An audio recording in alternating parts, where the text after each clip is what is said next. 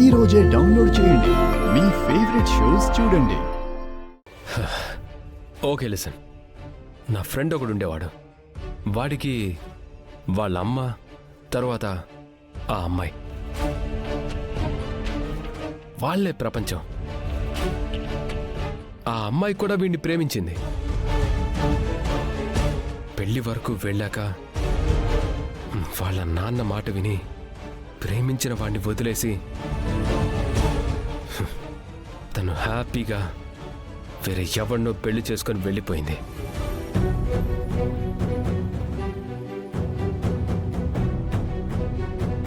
కానీ వాడు మాత్రం గుండె పగిలిపోయి ఎవరికి ఏమీ చెప్పలేక మౌనంగా బాధపడుతున్నాడు. ఇక్కడికొచ్చాక వీళ్ళని చూస్తుంటే వాడే గుర్తొచ్చాడు. వదిలే, పదరా వెళ్దాం. దానికి మీరు వెళ్ళడం ఎందుకు? మేమే వెళ్తాం సార్. భూమి, నీ కాబోయే భర్తను పిలువు, మనం వెళ్దాం. ఎలాగో పెళ్లి షాపింగ్ చేయాలి కదా. మా గురించి మీరు వెళ్లాల్సిన అవసరం లేదు, మేమే వెళ్తాం. మోసం చేసే మనుషుల మధ్యలో ఎక్కువసేపు ఉండకూడదు. గాయం పెద్దదవుతుంది.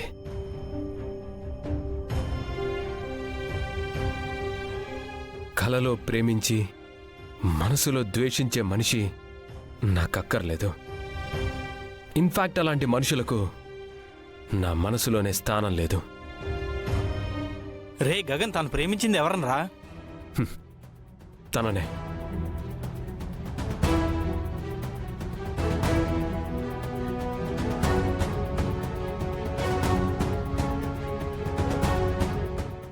అదే, ఈవిడ్లాగే ఉంటుంది. వేరే వాళ్లతో పెళ్లి ఫిక్స్ అయింది. ప్రేమ ఒక నాటకం.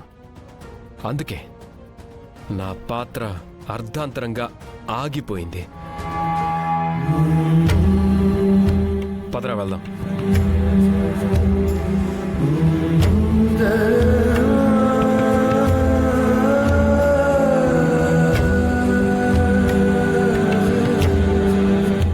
ఇదిగో భూమి, ఇందులో నా ప్లాన్ ఏమీ లేదు.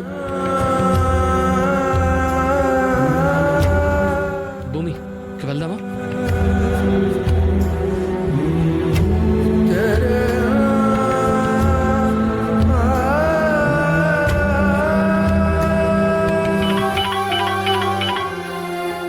భూమి, ఇదిగో కాల్ చేస్తున్నా. ఆ ఫోన్ కొంచెం పర్సనల్, ఇప్పుడే వస్తాను.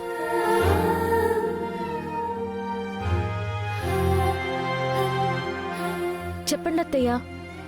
నీతో కలిసి డాన్స్ అకాడమీ నడిపించమని గగన్ని అడిగాను భూమి. కన్విన్స్ చేయటానికి నేను చాలా ట్రై చేశాను, కానీ గగన్ ఒప్పుకోలేదమ్మా. సారీ అమ్మా.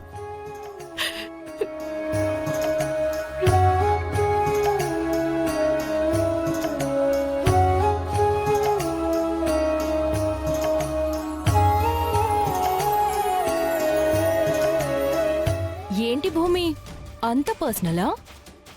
అది నీకు అనవసరం. నువ్వెందుకు ఇంత హంగామా చేస్తున్నావు? ఏం పథకం వేశావేంటి? పథకం? You mean plan? పెద్ద ప్లాన్ వేశాను భూమి. ఇంకా గగన్ బావ మనసులో ఏ మూలైనా నువ్వుంటే తుడి చేయాలనుకున్నాను. ఈ రెస్టారెంట్లో సీసీటీవీ ఫుటేజ్ తీసుకెళ్లి బావకి చూపిద్దామనుకున్నాను. కానీ నా లక్, నీ బ్యాడ్ లక్ ఏంటంటే డైరెక్ట్గా బావే నిన్ను చూసేశాడు. నిన్నింక ఎప్పటికీ తన మనసులోకి రానివ్వడు. నీ మెళ్ళో 3 ముళ్ళు పడినా నువ్వు ఆడదానిలా ఆలోచించడం నేర్చుకోవా? నేర్చుకోను. మీరు చూస్తున్న ఈ 3 ముళ్ళు మీకోసమే భరిస్తున్నాను. ఏదో ఒకరోజు ఇది తెంచేసి గగన్ బావతో తాళి కట్టించుకుంటాను. అది నా దృష్టిలో నాకు జరిగే నిజమైన పెళ్లి. అది ఎప్పటికీ జరగదు నక్షత్ర. చెర్రీతో సర్దుకుపోవడం నేర్చుకో. ఒక భార్యలా బ్రతుకు. ముందు నువ్వు ఈ కొత్త బావని పెళ్లి చేసుకో. ఆ తర్వాత గగన్ బావ నాకు కాకుండా ఎలా పోతాడో నేను చూస్తాను. చూడు నక్షత్ర, గగన్ బావ నేను ఒకరి కోసం ఒకరం పుట్టాం. నాకు ఇంకొకరితో పెళ్ళవ్వదు. ఆయన గారికి ఇంకెవ్వరితోనూ పెళ్ళవ్వదు. మా ఇద్దరికే పెళ్ళవుతుంది. చూద్దామా? చూద్దాం. ఛాలెంజ్. ఛాలెంజ్.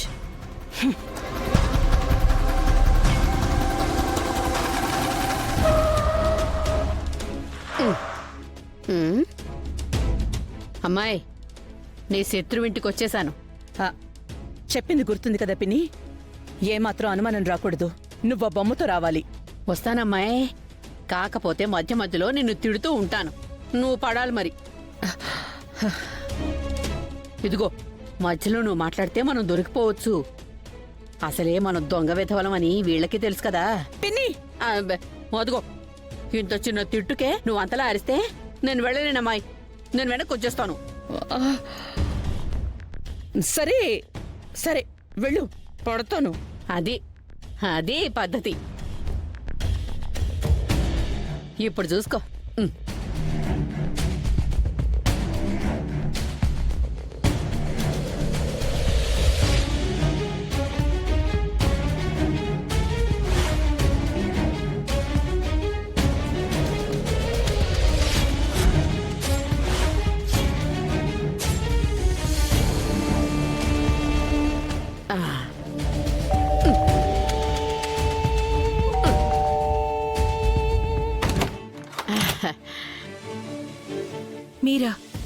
మీరెందుకొచ్చారు ఇక్కడికి?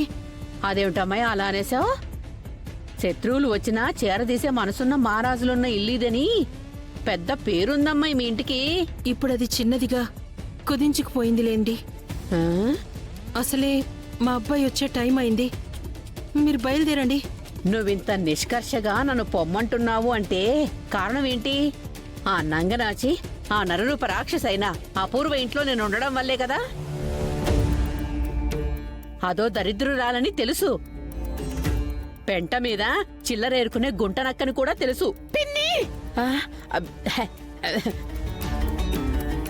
మొన్న నీకు బొట్టు తీసేస్తూ అవమానిస్తుంటే అబ్బబ్బబ్బబ్బా చూడలేక నేను ఎంత బాధపడ్డానో. అందుకే చూడు, నీకోసం ఏం తెచ్చానా. విభూదమ్మాయి, నిన్నే మా ఊరికొచ్చిన ప్రఖ్యాత బాబా దగ్గరికెళ్ళి నీకు జరిగిన అవమానం గురించి, మీ కష్టాల గురించి చెప్పాను. ఆయన మంత్రిచ్చిన ఈ విభూదిచ్చారు. ఇది ఇల్లంతా జల్లితే ఇక ఏ ఆపదలు రావన్నారు. పెద్దదాన్ని ఏదో నా చాదస్తో నాది అనుకుని వదిలేయి. 2 నిమిషాల్లో నేను ఇల్లంతా జల్లేసి వెళ్ళిపోతాను.